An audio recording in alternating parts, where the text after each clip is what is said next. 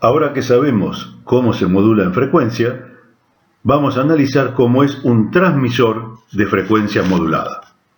Sabemos que tenemos una señal de baja frecuencia o moduladora que va a modificar la frecuencia de una señal de alta frecuencia o portadora, de manera que las amplitudes de la moduladora cambiarán la frecuencia de la portadora.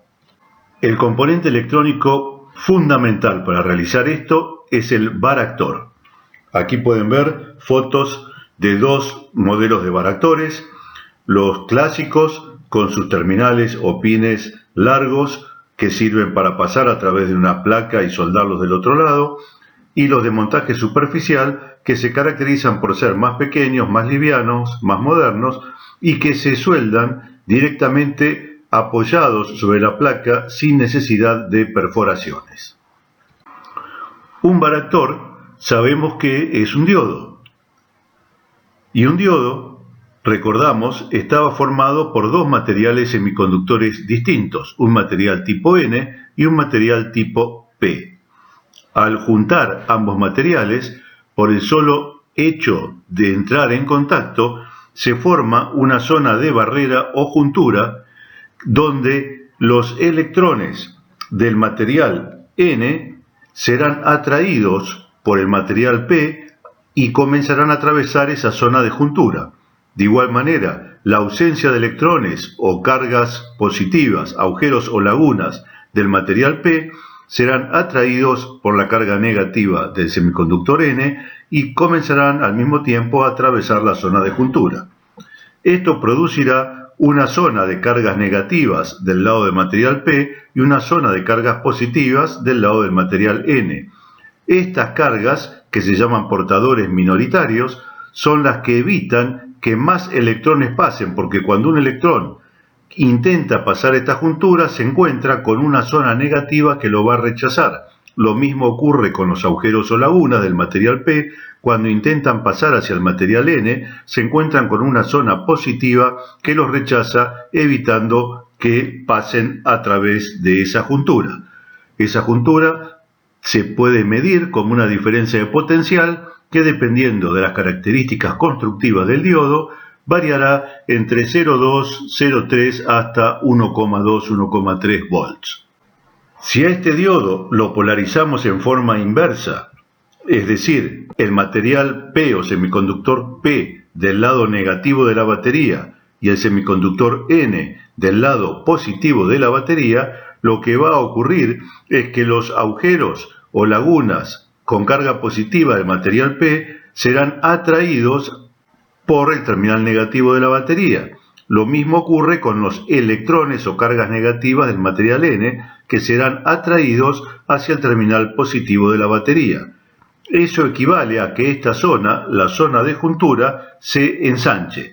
Necesitaríamos mucha más tensión para lograr que electrones pasen hacia el material P o que agujeros o lagunas pasen hacia el material N.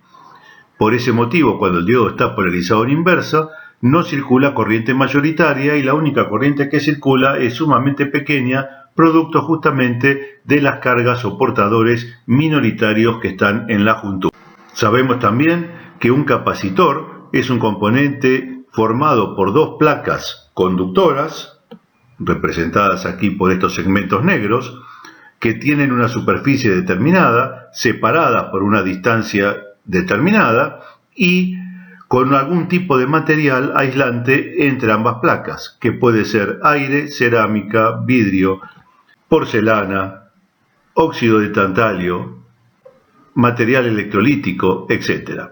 Ese material que está entre las placas tiene una característica que se llama constante dieléctrica. Sabemos que un capacitor tendrá distinto valor de capacidad según la superficie de las placas, a mayor superficie, mayor capacidad, según la distancia que separa las placas, cuanto más cerca estén, mayor capacidad, y a las características del dieléctrico. Cada dieléctrico, cada aislante que hay entre placas, le dará alguna característica particular que en definitiva hace también al valor de capacidad que va a tener el componente. Nuestro diodo está formado por dos materiales semiconductores, un N y un P, separados por una zona de juntura, que equivale a la zona de dieléctrico del capacitor, y tienen una superficie de placas enfrentadas, la superficie del material N que está apoyada contra el material P. Es decir, cualquier diodo tiene características capacitivas. En la mayoría de los diodos es despreciable y no interviene prácticamente en el cálculo de los circuitos. Pero en los varactores se aprovecha esa característica para construirlos específicamente con valores que puedan ser conocidos y reproducidos durante el diseño. Esta es la curva de un varactor dada por su fabricante. Vemos la simbología que representa a los varactores. El que está a la derecha es un símbolo bastante menos usado que el que está a la izquierda. Y también vemos la curva que representa los cambios de capacidad en función de la tensión inversa con la que se polariza al varactor. Analicemos este circuito, que es un transmisor muy simple de frecuencia modulada.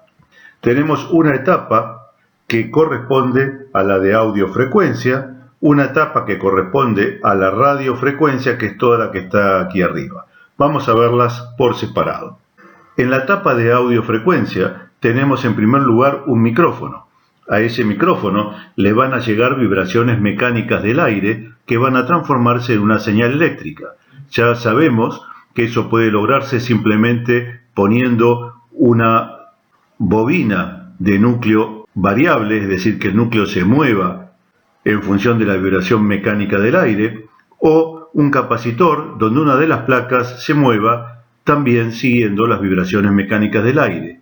De esa manera, tanto sea capacitivo o inductivo, el micrófono va a transformar señales mecánicas en señales eléctricas, como la señal de audio que está aquí representada. Esa señal de audio, ya una señal eléctrica, va a pasar a través de un amplificador de audio, clase A, clase B, clase AB, un push-pull, de acuerdo al diseño y a la calidad de nuestro equipo. Ese amplificador modificará la amplitud de la señal de audio manteniendo la frecuencia y la forma de la misma. La única modificación es en la altura, en la tensión, en los volts que va a tener la señal de audio amplificada.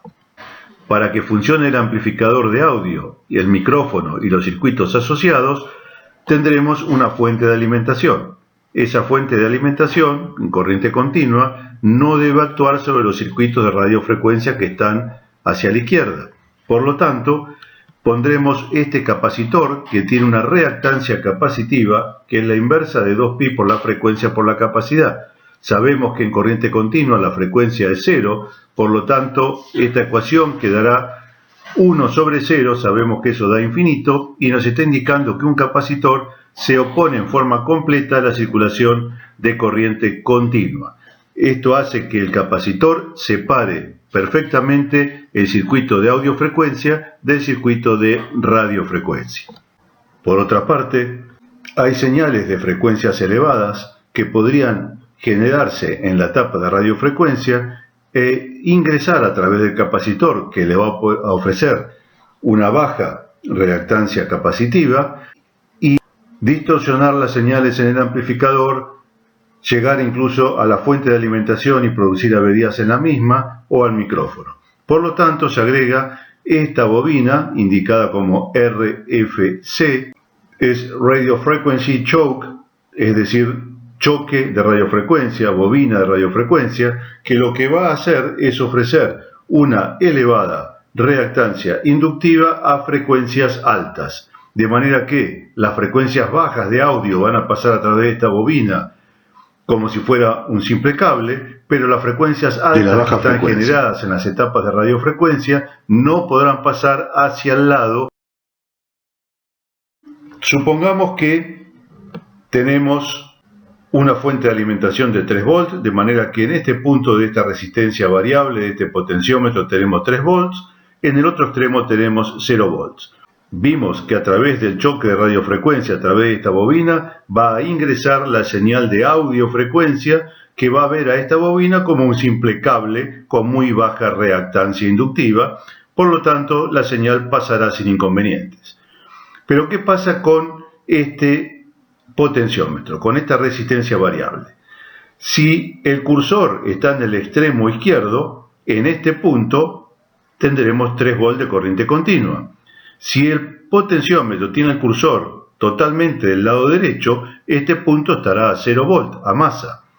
Imaginemos, por lo tanto, un valor intermedio, que este cursor está en la mitad de la resistencia, por lo tanto, en este punto tendremos 1,5 volts, la mitad de la fuente de alimentación que estamos usando como ejemplo.